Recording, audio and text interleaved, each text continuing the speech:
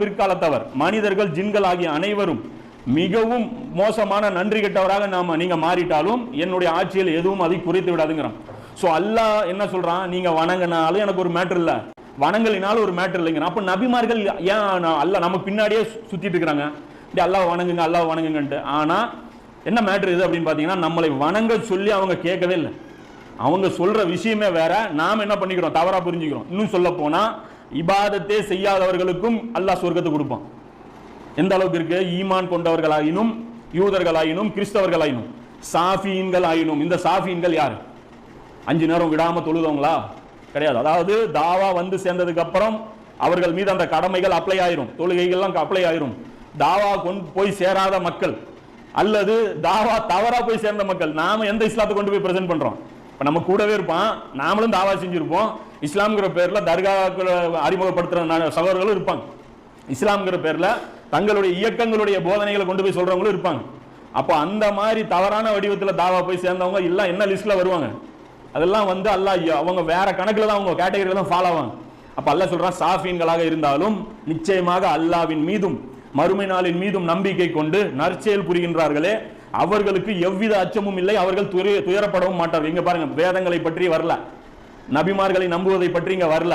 So வணக்க வழிபாடுகள்ங்கிற அந்த கான்செப்டே இவங்களுக்கு தெரியாம இருந்தாலும் சாஃபீன்களுக்கும் கூலி இருக்கு அப்படின்னு சொல்லி அல்லாஹ் சொல்றான்.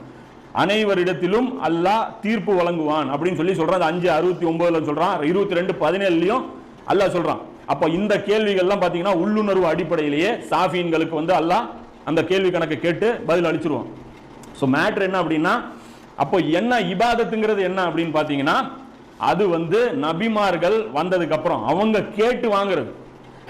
இது பாத்தீங்கன்னா இப்ராஹிம் நபி கேட்பாங்க 2வது அத்தியாயத்துல 128, நாங்கள் நிறைவேற்ற வேண்டிய வழிபாட்டு முறைகளை எங்களுக்கு காண்பிப்பாயாக. இது கேட்டதுக்கு அப்புறம் தான் அல்லாஹ் கத்துக் கொடுக்குறோம். வழிபாட்டு முறை தானே, இப்படி வாங்கிக்கோ அப்படின்னு சொல்லி அல்லாஹ் காட்டுறான். அதனால தான் நபி ஸல்லல்லாஹு அலைஹி வஸல்லம் அவங்களுக்கு பாத்தீங்கன்னா என்ன பண்ணல, முதல் கடமையா தொழுகை வந்து அல்லாஹ் கொடுக்கல.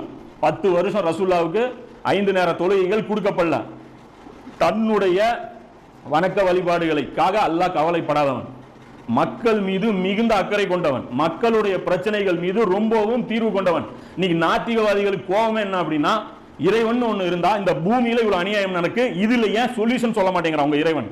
இங்க ஏழை செத்துட்டு இருக்கிறான், இங்க மேல இருக்கிறவன் நம்மளை போட்டு நசிக்கிட்டே இருக்கிறான். உங்க இறைவனுக்கு கவலை எல்லாம் பாத்தீங்கன்னா நெஞ்சில கட்டுறதும் கையில தொப்புல கட்டுறதுமாவே இருக்கு, ஆட்டுறதும் நீட்டுறதுமாவே இருக்கு.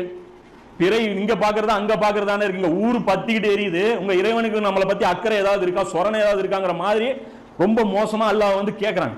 அப்ப அல்லாஹ்